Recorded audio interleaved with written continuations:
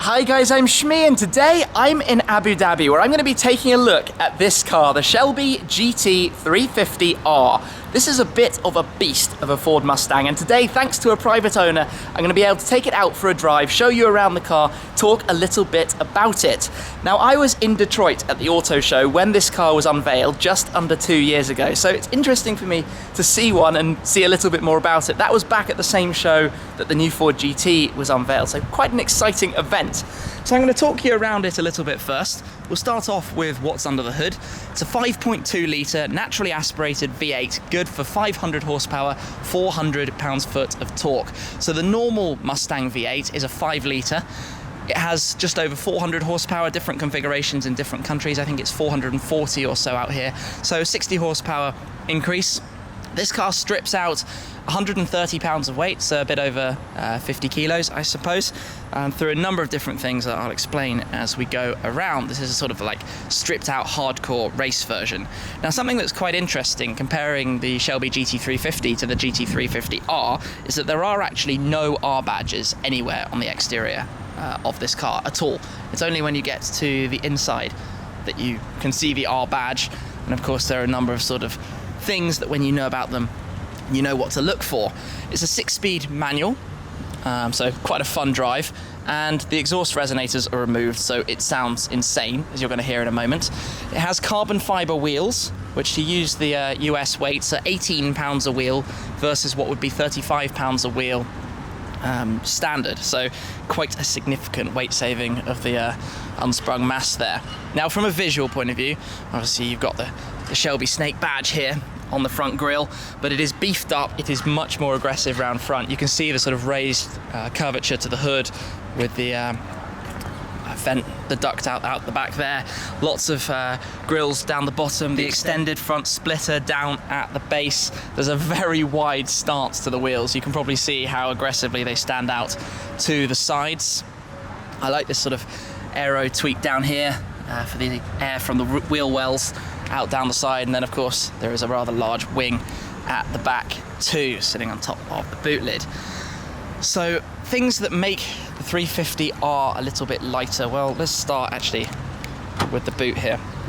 Boot lining removed, that's gone, no point wasting weight with it. The carbon wheels that I've already mentioned, the exhaust resonators. We'll come have a look at the inside. You've got the bucket seats. It's a nice kick plate there. GT350, 5.2 litre V8. There are no back seats, so if I just pull this lever to fold the seat forward, it is literally just a shell back there, 2-seater in here. Slightly awkward to put it back one-handed. I managed fine.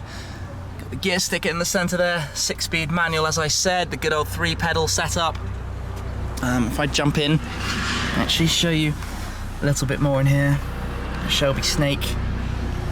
GT350R plaque on the dashboard, and then typically by default it has no air conditioning and no stereo system. This is added back into this car because of course in the real world you want to have that, and I don't think you could be here in Abu Dhabi with this sunshine without air conditioning. I mean, I'm dying enough just spending a couple of minutes outside filming this video. Got a nice little 12 o'clock stripe on the steering wheel, so it's a little bit of a beast. I think actually it's time to hear it start up. Let me jump back in and fire this up.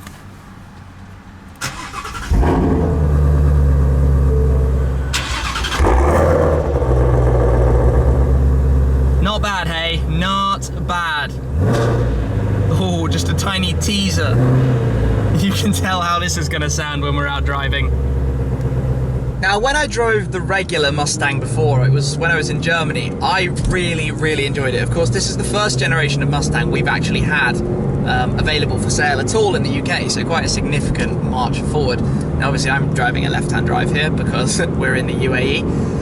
Immediately, it feels very precise. The feel of the gear stick is a very short throw, but it's a very solid sort of connection as you put it into gear. There's a lot of exhaust noise behind me. I mean, if I just do a quick little blip, you can get the picture about where that's going very, very quickly. We're just putting around central Abu Dhabi, which is not exactly where a car like this is designed for. This is a track version of the car. This is a hardcore car, even if this one's got those other optional extras installed back in.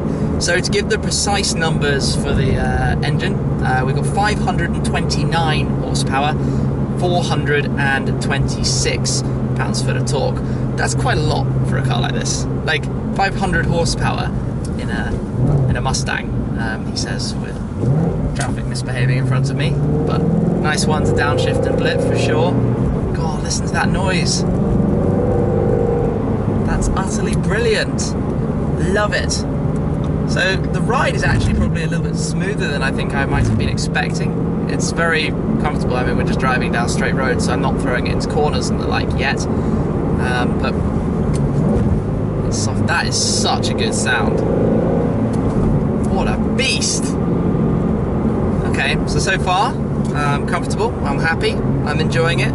You've got the Ford Sync 3 system, which is really quite good, of course. To be honest, I'm becoming a Ford fanboy very quickly, and I'm sorry about that, but the Focus RS that I have is amazing. The GT I am exceptionally excited about in every possible way, and even driving this is just fun. It's just awesome. I did nearly miss where the gear stick was there. What a downshift sound. Amazing.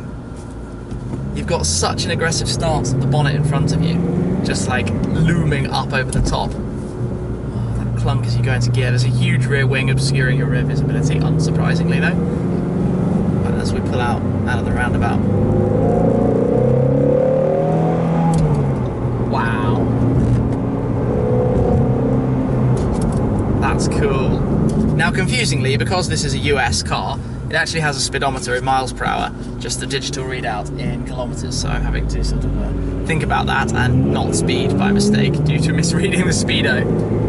But I love this kind of car. It's just built for fun. It's just built to be entertaining and make you smile and do this. Wow. Cool. Really cool. This engine goes all the way to 8,250 RPM. The only gear I'm going to be doing that in is first, though, of course. But that, in a car that costs $62,000, it's not a supercar. It just sounds amazing, and it's quite an engaging drive as well. I mean, I'm not, like I said, throwing it hard around anything difficult, but yeah, just listen, enjoy. What an awesome machine. Why don't we get this in the UK? I don't get it. I'm sure people would love it. I mean, even at the current exchange rates, which have really not gone in the favour of Brits at all, compared to dollars and euros, this is a $62,000 car. I mean, that's a long way short of where you normally have to be to have this kind of power. I mean, yeah, you have the Corvette Grand Sport, you have a Camaro or two, and I'm sure you have some other American kind of cars. I mean, that's what this is. This is new take on American muscle. Turning circle, not too bad either. Normally it's a little bit worse with this kind of power, but sorry, this kind of setup. But the sound is mega. The shift feel is brilliant. And to be honest, even the interior is pretty nice too. I mean, the Alcantara wheel is lovely. There's a lot of noise, but it's not antisocial. It's not sort of droney, or I'm not feeling like it is at all. Driving like this, I mean, I'm not, I guess, driving in a particularly gentle manner at the moment, but if I was, it's not an inconvenience, it's not an irritation. That is the sound of American muscle. So like I said, I'm not really able to throw this car around. It definitely feels like it wants to be out on a track to really sort of get a feel of how the weight feels, the handling, the suspension, the setup, the dynamics of it. But just going around sort of roundabouts feels pretty good. The front, I suppose, is wandering a little. I don't know if that's the steering or a little bit funny. I'm not entirely sure. I just need a little bit more, I guess, time to get to know the car, get used to it, and become a little bit more familiar with it. But I wonder what the future for this is, because if you made this any more powerful or any more nuts, you would be in some quite ridiculous territory. I've been a little unfair on the car up to this point because I haven't yet actually even put it in sport mode, which is utterly useless of me. Valves are open, that just got a lot louder. Whoa, okay. This makes some massive noise in sport mode. That's brilliant. What? Whoa. Wow. Wow.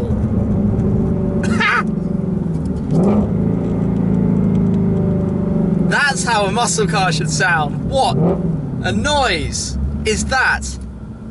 My word. Okay. And other driving modes we've got bad weather, which you're never going to need out here. Track mode, which is for track use only. And then drag strip, so you can use launch control and the like. Now, obviously, we're not going to play with any of those. So I'll put it back into sport mode. Then we've got steering feel. Okay, so I had steering feel in sport already. It also has a comfort mode and a normal mode. Okay, so there are a load of settings. So I had steering in sport mode. Perhaps that's why it's slightly sort of digitized, which is why it feels a little bit strange to me.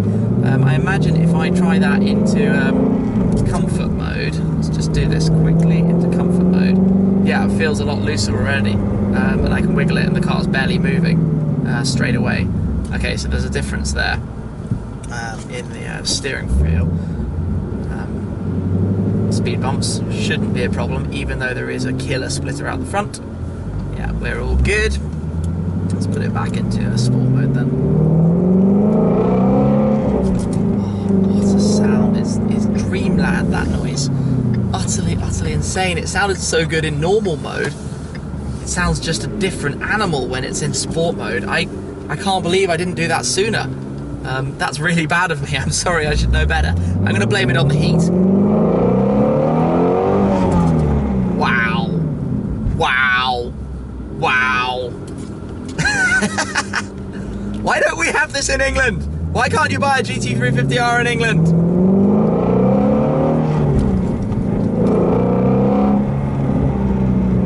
I've got the windows up. Like, this must be so loud outside behind. It's amazing actually how much louder it is in sport versus how it was in regular normal mode before that. Cool. 8,250 RPMs. That was quite bumpy. Screaming, screaming, screaming, screaming V8. Oh, nice little backfire there.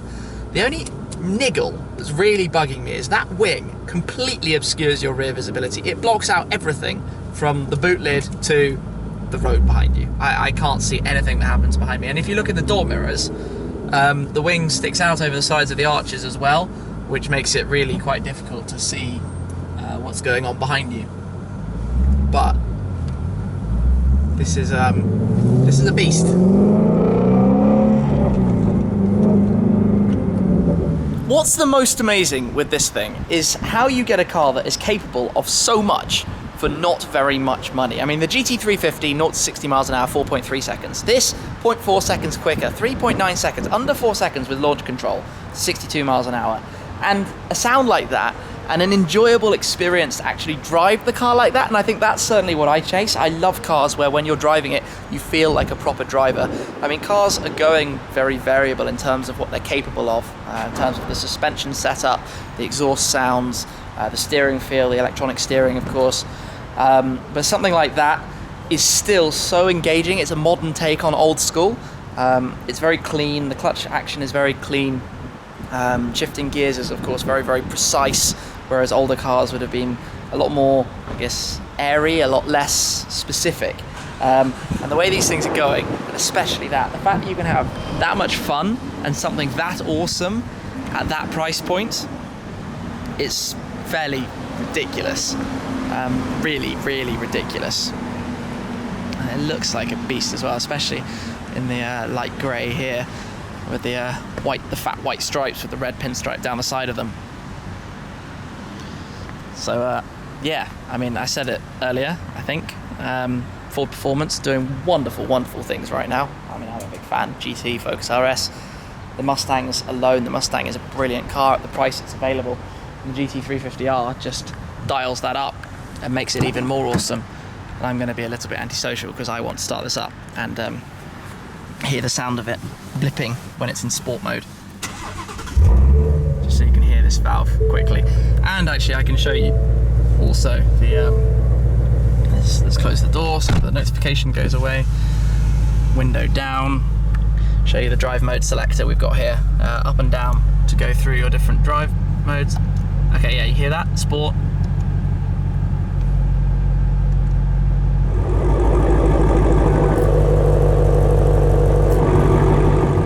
I hope you can hear that, the change in the sound. And then you've got the suspension button here, sport mode and normal.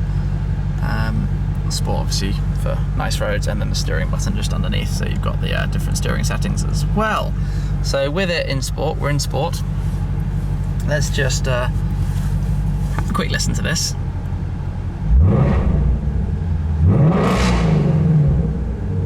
I'm nervous to push it any further because it is so loud.